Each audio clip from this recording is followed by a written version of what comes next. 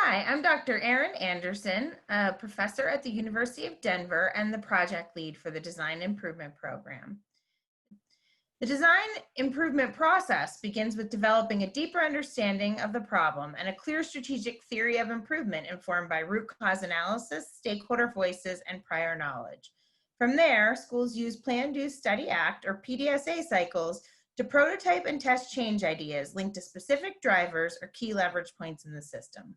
Throughout this process, schools regularly collect and assess data to inform next steps and measure progress towards the aim or intended outcome of the theory of improvement. Design teams iterate the idea until it promises to be successful or abandon the idea if it does not work. Successful ideas are spread throughout the school and district. Hi, I'm Ellen Miller-Brown. I'm a coach through the Design Improvement Program that works out of the University of Denver and works with Denver Public Schools. The Design Improvement DI program integrates design thinking with improvement science to accelerate school improvement efforts and increase equitable outcomes for students. The goal of this professional learning is to sustain productive system level change by asking what works, for whom, under what conditions, through a design process. Hi, I'm Patty Kipp, one of the coaches with the DI program. This is a program that's offered by the University of Denver and is co-constructed with the DPS Impact Office. The third cohort of 8 DPS schools recently completed their first year of the program, and here are some of the ways in which DI has changed how they approach problem solving and implementing improvement. Thinking about how each year we kept trying to get more and more streamlined and fine-tuned and trying to figure out kind of what that looked like.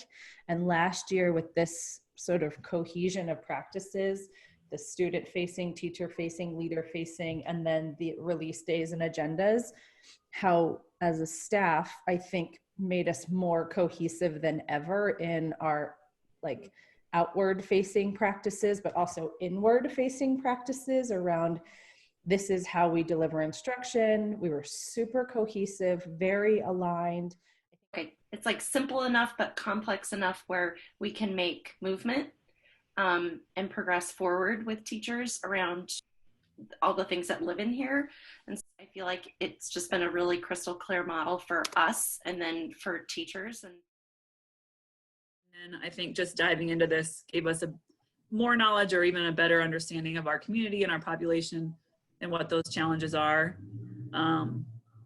Again, I think we kind of knew that, but I think this just reinforced some of the things that we knew or maybe were more pervasive than we thought. How we've systematized the DI process, like I said, I just think that we are slowing down, whether that's hard for us or not, and just being a lot more thoughtful about what we're implementing. Then another thing that I think is kind of hard for me to wrap my head around sometimes is that it's always changing and then we'll always be adopting things or adapting things or maybe abandoning things, and that's okay. If we start something and it doesn't work, I think we feel some sort of guilt for some reason about stopping something once we start it.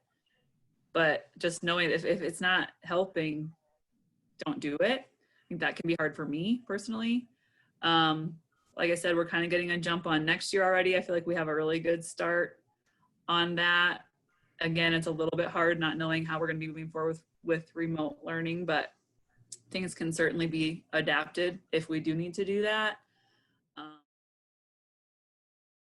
process for the leadership team, at least, was to continue to have the check-ins and the formalized check-in with the teachers. So going back and really formalizing the way that we're engaging with the team and asking them how things are going, formalizing our processes. So that was what really helped for us. But then in turn, I think formalizing the processes for the team as well. So now that we formalized the unit planning process, that rubbed off into their daily lesson planning processes.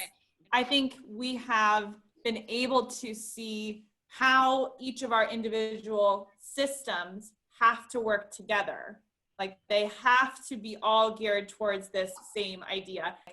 Our major improvement strategy of advantage teaching and of small group instruction and of whole child. All of these things are major improvement strategies, but then you have all these little systems that are supposed to work in support of them. Backwards planning, DDI, coaching and feedback and observation. And I think what we figured out is like, if all of those are centered towards one main goal, and we make it really transparent how they all work together, and everyone who works with that team all have the same understanding of what we're working towards, I think it made for a better experience for the first grade teachers. And I think it's what ultimately produced such strong outcomes. Yeah. Like the implementation, reflect, change. Like I feel like we're doing that every single day, because every single day some new information comes in and you have to like read. And, oh, we were going to say this, but now we need to change it to this. So I don't know. I just feel like the whole thing is like we're on a little spinning wheel each day, and it's getting faster and faster and faster. The discovery phase of talking to the users, getting empathy data, looking at the research, and then looking at our own data. Right. Kind of putting that together, I think kind of in that, like, I want to say like the fish diagram almost. Then that would give us the information that we would need in order to come up with that intervention that would start that PDSA cycle. But then taking what we learned around gathering data, getting different perspectives from teachers, from parents, from students, looking at our current system, and then being willing to change either the systems we had in place or ideas we had moving forward, and being willing to say, this is working, this isn't. I do think the work that we did with the DI process in terms of all year repeating, it's okay to make mistakes. It's okay to go slow to go fast. Please work as a team. Please trust each other. We had built those structures and relationships. So it was kind of like what teachers do with their classes, right? Like I think the DI process helped us build a community where when something like this had to happen, teachers trusted us to trust them. The biggest thing is giving ourselves time to make something better, a strategy better, and to track that data before we kind of went to scale. I think the biggest change with teachers is that they kind of gave themselves permission to not have to be perfect. I mean, we were working, our team of teachers leading this was our masterful, experienced, very successful teachers. So giving them permission to play with this strategy, play with tracking data, be really honest, know you're on the wrong page, or this doesn't work, or you're asking me to do too much, or I disagree, gave them permission for all of us to create something that was more maybe teachable or sustainable to move to the whole school. We are talking about the misconceptions. We are talking about where kids are struggling. And so it's just different type of data, I suppose.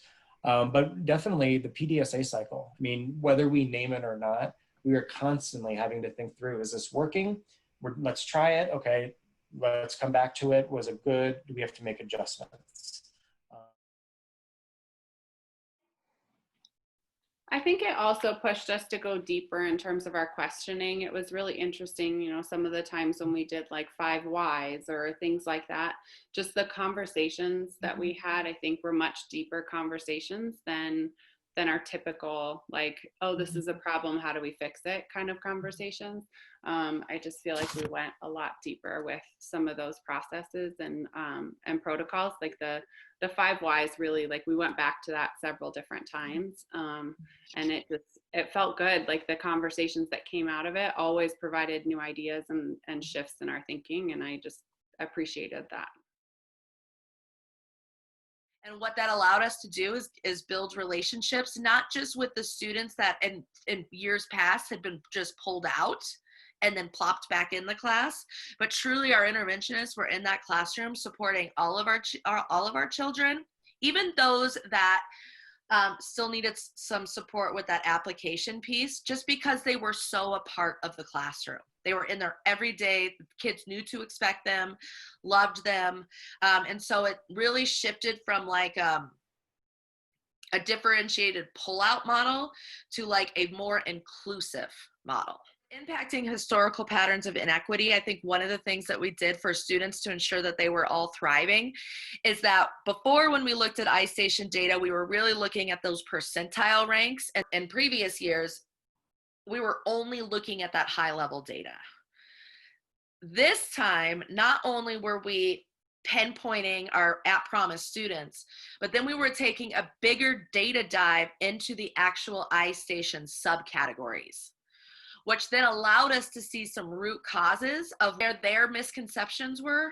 You know, what is this, a phonemic awareness? Is this a letter knowledge? Is this alphabetic decoding?